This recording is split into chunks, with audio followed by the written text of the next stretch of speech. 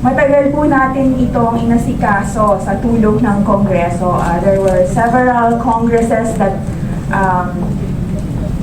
tried to pass it, pero napasa lang po siya after 3 congresses. So, as you know, many of you may have known. Thank you. So, as many of you may have known, the Financial Consumer Protection Act was passed in 2022. So, as Jason mentioned earlier, this is a landmark law from our perspective. Kasi madami pong protections na kailangan ng ating financial consumers. Alam natin merong Consumer Act of the Philippines, but that's primarily focused on consumer goods under the DTI supervision. There is a section there that is about consumer credit, which is very, very particular to credit cards only. And then there was a credit card law that was passed in 2018, so covered na yon. How about other financial products and services? Alam natin, dumadami ang digital financial products and services. Dumadami ang mga unauthorized transactions. And we needed to have a clear legal mandate to protect our consumers. And FCPA gives us that. It enables the BSP several powers, including the provision of consumer redress. So, in 11765 was passed in 2022. Within a year, we issued the implementing rules and regulations of 11765. That's Circular 1169, issued in March 2023. Nandito pala ako sa baba. Issued in November 2022, and then recently, last year, in March, we issued another regulation, which is 1169. That's the rules of procedure for consumer assistance, mediation, and adjudication. And I have colleagues here from the Office of the General Counsel and Legal Services, which also is called Consumer Complaints Resolution Office now, kasi nagtayo kami ng bagong office para po sa mediation and adjudication, who will discuss some parts of the rules of procedure. Gusto ko lang din pong i-share sa inyo that the FCPA not only covers the BSP supervised entities, it also covers those entities that are under supervision of the SEC, the Insurance Commission, and the Cooperative Development Authority. So landmark law talaga. Any financial institution or service provider that is under these financial regulators are within the scope of the FCPA. All the services that they provide are also within the scope of the FCPA. Very, very clear in the terms or in the definitions and terms that are in the FCPA, pati digital financial products and services are included. So any issue or problem of a consumer regarding these types of products, mako-cover po natin sa FCPA. Now, I'd like to move forward with the key provisions. So kita po natin dito, there are 5 inalienable rights of consumers under the law. Equitable and fair treatment, disclosure and transparency of financial products and services, protection of consumer assets against fraud and misuse, data privacy and protection, and timely handling and redress of complaints. Conversely, ang FCPA nire-require ang ating mga financial service providers to make sure that all of these rights are protected, and so therefore it is also part of their responsibility to have systems, policies, and procedures in place to protect these consumer rights. Mamaya i-discuss natin ng konti kung ano-ano yung mga yon. Yung powers naman that are provided by FCPA to the financial regulators like the BSP, syempre rule making, so nakapag-issue tayo ng IRR, and many more are upcoming that are in the pipeline. Market conduct, on-site and off-site supervision and examination. Ang ibig sabihin po natin sa batas ng market conduct is the manner by which a financial service provider designs and delivers its products and services to their clients and the general public. So that's a key provision in FCPA, which now allows us to examine our banks and financial institutions from a consumer protection perspective. Currently po kasi yung ginagawa ng DSP, prudential perspective, meaning, is the institution healthy? Is it operating safely and soundly? So, hindi po masyadong na-focus yung behavior ng institution toward its clients. But the FCPA clearly gives us the legal mandate and anchor by which to do examination of these kinds of conduct of financial service providers, or what we call market conduct or business conduct. So yun po, clear yun na power ng DSP under the FCPA. Of course, provision of redress, including adjudication, market surveillance and monitoring. The DSP under FCPA can require reports, not just from our supervised entities, but also from other government agencies to assist us in determining whether a certain business conduct is compliant with the requirements of the FCPA. So pwede po namin tanungin, halimbawa PIA or other agencies, if you have some intelligence about certain issues, at some point po, maaari po yung mangyari. Just give us a little bit more time to start enforcement of our regulations and circulars. So, sanctions and penalties, clear din po ito under FCPA. We can issue cease and desist orders, for example, kung medyo harmful yung isang business conduct or isang service ng isang FSP under BSP regulations. So that's just one. Penalties, fines, the usual. We can do all this under the FCPA. So, kwento ko lang ng konti yung overview din ng Circular 1160. No, so again, as I mentioned, it applies to all BSIs. And that includes payment service providers, e-money issuers, virtual asset service providers, any financial product any financial institution or non-financial institution that is licensed, registered, or authorized by the BSP to offer a service, mako-cover po ng 1160. We require all of these institutions to set in place what we call a consumer protection risk management system. So this is just an amalgamation of the different policies, procedures, protocols, and systems that they have to set in place to protect the welfare of our consumers. The Financial Consumer Protection Assistance Mechanism is just the wording of the law that refers to the consumer assistance channels that our supervised entities already have in place. Pinangalanan lang po siya. And of course, any problem or any issue that may affect our consumers, yung implementation nila ng CPRMS, or kung may nagka-problema yung kanilang FCPAM, then the ultimate responsibility would lie on the board and senior management of our supervised entities. So ito na po yung standards of conduct. So kanina, sinabi ko lahat to are rights of consumers. So ito na yung kabaliktaran, no, kaakibat na standards of conduct that we are requiring from our supervised entities.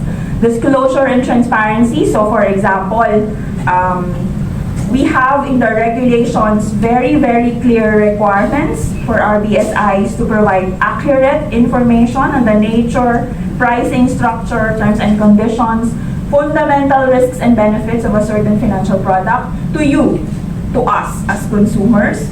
So dapat clear yung terms and conditions, clear yung notifications when there are certain changes in the terms and conditions or pricing structures.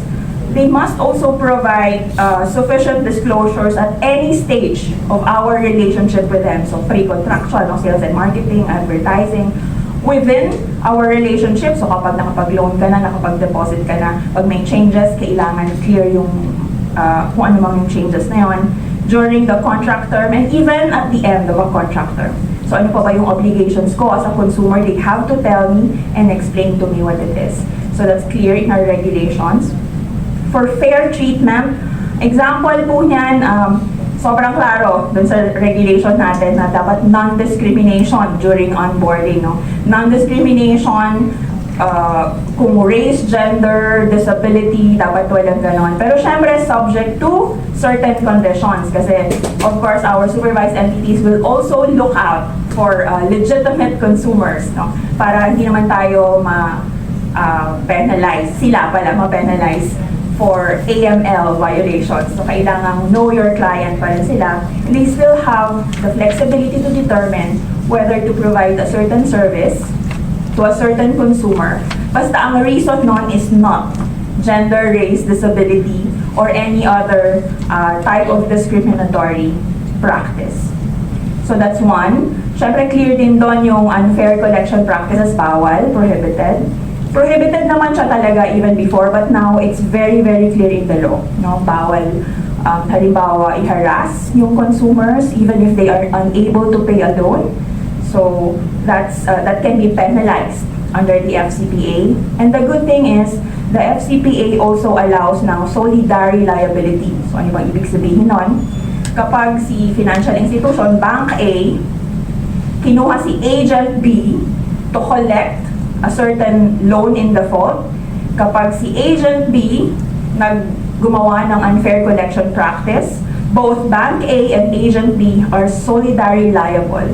So meaning they can both be penalized. We can exercise our authority over both institutions under the FCPA. Currently po, prior actually to FCPA, our only hold was over the financial institution that we supervise. We could not directly hold accountable yung kanilang mga agents. But now the law says clearly, pwede na, may kasalanan sila pareho eh. So that's one of the key provisions under the FCPA and our Circular 1160. Protection of client information, I think this needs no further explanation. Alam naman po natin, I'm sure, ang Data Privacy Act of the Philippines. So we anchored this provision in FCPA sa Data Privacy Act. Very, very clearly, non-disclosure of personal information, ang requirements sa BSIs, pag na-disclose sa iba that you did not consent to as a consumer or you did not authorize, then they can be found liable under FCPA and Circular 1160. Effective recourse, complaints handling, kailangan clear ang kanilang proseso, clear ang kanilang timelines, clear then on the actions that they will do for a certain complaint that you may have. So that's a requirement under 1160. So protection of consumer assets against fraud and misuse, ito sobrang important po ito, especially now, because in the past, wala itong standard na to. In our old regulations, wala siya, but the law requires us to have this in the new regulations in sa 1160. So whenever there is a concern about unauthorized or fraudulent transactions, dapat yung fraud risk management system ng ating mga financial institutions are strong to be able to detect that. There should be some available mechanisms to hold temporarily, if still intact, yung mga funds that are being disputed. There should be some kind of a liability mechanism, no? Siyempre, tatanggapin din naman natin na minsan yung accountability is with the consumer. Sometimes there are consumers who share OTPs or who provide their ATMs to someone else to withdraw for them, and these kinds of disputes kailangan makita, maimbestigahan, and then the financial institution should be able to have some determination of liability. Sino ba talaga? Kasalanan ba ng fraud risk management system nila? Or weaknesses in their own protocols? Or is it really on the part of the consumer? So these kinds of mechanisms, they should have in place to be able to assess whether a disputed unauthorized transaction can be returned or can be at the account holder's liability. Next would be other provisions. I'll just go through this one by one. Ano po? Appropriate product design. Siyempre, our supervised entity should not offer a certain product na hindi kayang bayaran or hindi rin kayang, hindi affordable for a certain consumer.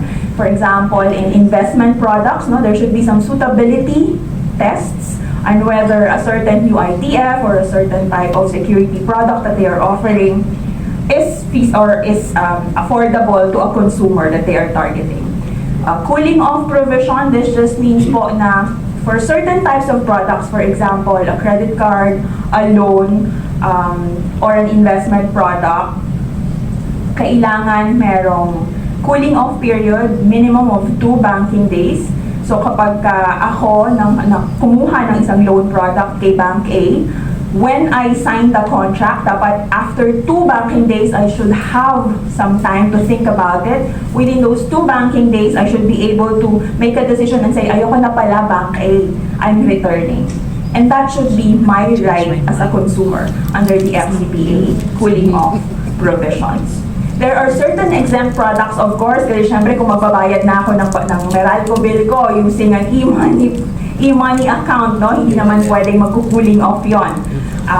So there are certain exemptions. So halimbawa mag-invest ako sa securities, syempre pag sinabi kong go na broker or go na bank, who is my broker, i-go niya na yon without a cooling off provisions. So there are certain exemptions po on the cooling off provisions. Prohibitions and liabilities, nabanggit ko kanina na dapat clear yung terms and conditions of a certain product, no? Sa prohibitions and liabilities, bawal maglagay ng waiver of right of a consumer. So a BSFI or a BSI cannot put in the contract na ako, I give up all my right to dispute, to question, to ask certain information concerning my account. Bawal po yun. So pag may ganon sa terms and conditions ng contract nyo, report nyo po sa amin para susumbo ko din po sa BSP, sa central office. So enforcement and administrative sanctions, clear po to sa batas, inisa-isa po doon. And then nabanggit ko na rin kanina yung report order requirements kasi we need information and data for us to be able to fully enforce the FCPA. Kasi one of the key provisions in ng FCPA is the power of the BSP to determine what we call the reasonableness of interest rates, fees, and charges. And for that, baka upcoming regulation pa po yun. For that, we need information and data for us to be able to balance din naman the interests of our financial institutions versus the interests and welfare of our consumers. So let me move on to the next circular that also implements FCPA. So ito po connected sa effective redress, no? In March 2023, effective May 1, 2023, we issued the rules of procedure for the BSP Consumer Assistance Mechanism, mediation and adjudication. Sabi kanina ni Sir Jason, 100 a month ba, Sir Jason? Ang natatanggap nilang queries and complaints and disputes in BSP Davao alone. Much more, the entire country, no? To be candid about it, in 2022, the Central Office received 43,115 complaints, unique complaints about different products and services of our supervised institutions. And so ganun po kadami, no, yung natatanggap namin complaints. And so we had to make sure that there is a rule of procedure that will enable our consumers to raise their disputes to us, the BSP, as a regulator. Hence, Circular number 1169. Pero syempre, if you were watching the video earlier about the Consumer Assistance Mechanism and the BSP online body, there are some disputes that we cannot intervene on kasi hindi po talaga sa amin yung entity, no? Generally, what is within our power to intervene on under the Consumer Assistance Mechanism of the BSP are those disputes of consumers that are about the financial products and services sold, offered, or marketed by a BSP supervised institution. So these are just a list of our supervised entities. Dumadami po sila kasi pati yung operators of payment systems, mga bayad centers, no, they are also now registering with the BSP, and so they are also covered by the FCPA and our circulars on consumer protection. Word of caveat din po, there are certain exemptions, no? Kasi kapag ang isang dispute nasa courts na, we allow the court to take jurisdiction, hindi na po kinukuha ng BSP. So, or they are clearly under SEC, clearly under IC, clearly under DTI, merchants, for example, hindi na-deliver yung product mo pero pumasok yung bayad.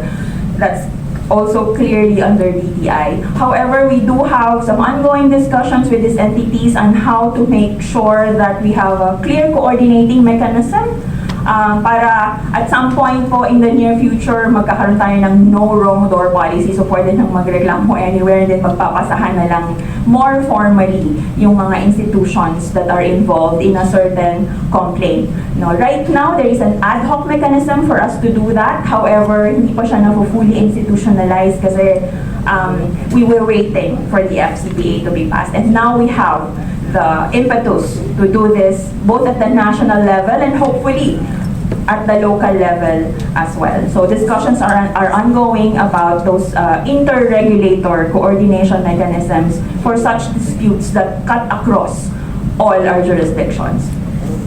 So the next one is just an overview of our consumer redress flow. Marami pong complainants dumediretso sa BSP, no? Hindi nag-proceed yung transaction niya sa electronic money, nagbayad siya, no? Yung example ko kanina. Diretso agad sa BSP. Sana po we inform our viewers and our listeners and even our friends and family. Dapat ang first point of contact whenever we have these kinds of issues with our transactions, yung inyong financial institution. Why? Because the BSP does not have a view of those transactions. Those are managed and done by your financial institution where you have your account. And so very, very clear then sa FCPA and in our circulars that the first level of recourse where a consumer can escalate their complaint to or concern is the financial consumer assistance protection mechanism of the supervised entity. Sa bangko po ninyo, sa e-wallet provider po ninyo, no? Or sa payment service provider po, muna. Ngayon, dahil required sila to address your complaint under the law, dapat ina-address nila yon. Kapag hindi nila na-address, hindi kayo happy sa pag-address nila sa inyong concern, then that's the time that you can escalate to us at the Consumer Protection and Market Conduct Office of the BSP through our Consumer Assistance Mechanism. Hence, that's the second level of recourse. Ang gagawin po namin, facilitative assistance pa din. Usually, nakikita namin sa mga complaints, medyo hindi lang sila nagkaintindihan, no? Si Bank A at saka si Consumer B, hindi lang nagkaintindihan during the FCPA process. And so we are giving them both another chance to informally resolve their concern together. So may palitan po yan ng emails or palitan ng responses twice. No? In the next slide, makikita natin ng konti yung flowchart na yon. So, most of the time, no, 75% po nare-resolve, yung 43,000, 75% are resolved under the Consumer Assistance Mechanism. No? Hopefully, tumaas yung resolution rate. Which means, meron din talagang hindi nagkaintindihan sa FCPA, pero pwede pa pala, mare-resolve pa pala under the CAM. Kasi medyo pinapanood na namin yung conversations, no? We are now looking at those conversations and seeing how our supervised entities are addressing the concerns of their clients for purposes naman po of what I mentioned earlier sa market conduct supervision. Kasi it will inform us, those conversations will inform us on whether the FCPAM of our supervised entities are effective, timely. So, kami na po yung bahala doon. That's why it's very important for us to have a view of your conversations through the CAM. So, mediation and adjudication po, ipapart ko muna, no? Pero ang gusto ko lang message in this slide is that hindi po makakaakyat sa third level recourse ang isang concern kung hindi dadaan ng Consumer Assistance Mechanism ng BSP. So, kailangan mag-go through muna ng CAM, ma-terminate yung CAM kasi twice yung palitan ng sagutan ng bank and consumer. Kapag hindi pa rin happy si consumer, we offer mediation. Kapag nag-consent si consumer, then we escalate to attorney doon for mediation or adjudication. Now, there are certain conditions and exclusions dito sa process na to. I'm sure ikakwento po ni Attorney Don at ni Attorney Caloy later. Pero yun po, kailangan daan lahat sa CAM, kaya 43,000. And growing, mukhang growing. Yeah, this is just the process flow of our camp. So nabanggit ko na kanina, syempre madami kaming access points. No? The BSP online body, we encourage you and your listeners and viewers to go through the BSP online body. Bakit po? Kasi yon real-time ang sagot. Real-time, i-refer sa senior management ng financial institution na kino-complain nyo. Kung dadaan kasi ng email, kasi may email din kami, may walk-in, may call, kung dadaan po doon, we have some processing time kasi ito na yung manually ipaprocess namin. Si BSP Online Body is a chatbot, and so if you go to the BSP website, to face our Facebook Messenger, makikita nyo siya doon, magko-converse na kayo, and then at the end of the conversation, Bob will tell you, this is your reference number, BSP CMS, and then an alphanumeric number, which now is your proof na nakapag-complaint kayo under CAM. So pag nag-follow up, pwede nyo pong isite yung reference number na yon. So again, if at the instance na nakaabot ng second answer si BSI sa inyo, hindi pa rin kayo happy, magpa-mediate na po tayo. So 25% of the 43,000. Papa-mediate natin. Sana bumaba, no? Sana ma-resolve lahat under CAM. So ito lang yung BSP online body channels. Meron pa rin kaming traditional. We can share the slides with the media, I'm sure, after this information session. I saw kanina the public assistance desk in the BSP Davao office, and so that's also a possible avenue for the walk-ins. Marami pa rin po kasi tayo mga senior citizens and mga non-techie na consumers who really prefer talking to someone. No? So we receive daily calls or they prefer to submit their complaints manually through the desks that we have. So we have a similar kind at the central office, and I think all across our regional offices and branches as well. But the key message here is, please go to Bob, kasi yung diretso. On the day that you file, mare-refer agad namin sa BSP financial institution concerned, and then magkikick in agad yung count ng aming days, number of days na kailangan mag-respond sila. Kasi they have, at the first instance, they have 15 days to respond to the consumer, CC us, and then kung hindi pa rin happy si consumer, within 10 days, kailangan maka-respond ulit sila. So, magkikick in po yung bilangan. Wala nang processing time na manual sa BSP. And ito, ways forward and FCP supervision, rest assured that we are doing all we can to implement and enforce the FCPA. So this is just some of the things that we are doing. Medyo related na po ito sa supervision, ano po. Marami kaming mga kailangang gawin in terms of data analytics, pati yung market surveillance, no? Kasi may mga certain things na sinasabi ng ating mga consumers on social media which could inform naman yung actions ng BSP, no, para mas proactive tayo. So we're in the process of doing all of these things as we fully implement the FCPA over the next 5 years.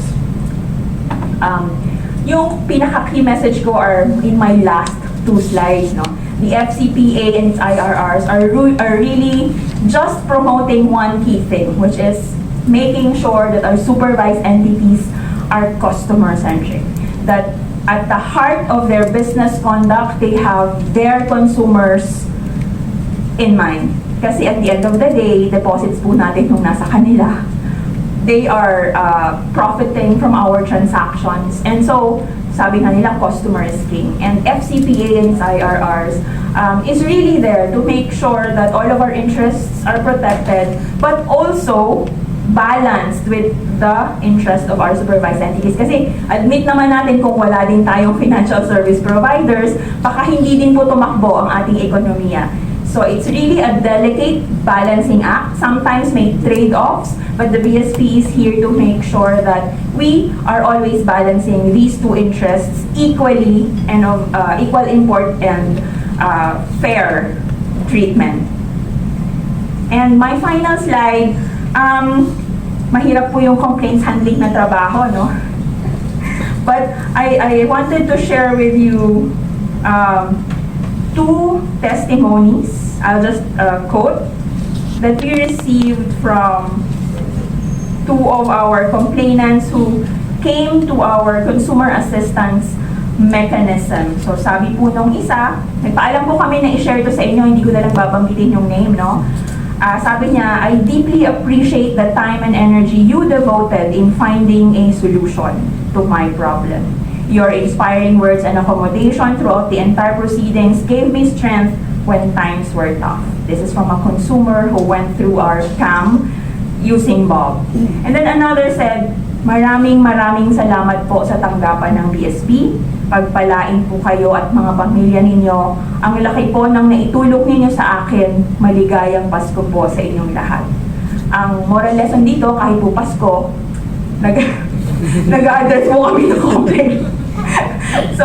Pero ito po, these warm our hearts and give us the daily inspiration to go to work despite having our call handlers being shouted at on a daily basis by some irate consumers. But we fully understand the emotions pag nawalan ka kasi ng pera, di ba? Medyo nakakagalit din naman talaga. But it's just really acknowledging that there is a problem and then providing them a clear, timely redress procedure. And with that, my last message is really for our supervised entities. We tell them, if you walk a mile in the shoes of a consumer, what will you feel and what will you do? And then perhaps using that perspective, we can institute changes within the supervised entities operations and dealings with their customers so that happy naman pareho, di po ba? And we encourage our media friends to disseminate that kind of information, both to the consumers who sometimes also don't understand that there is a certain procedure that we have to follow to ensure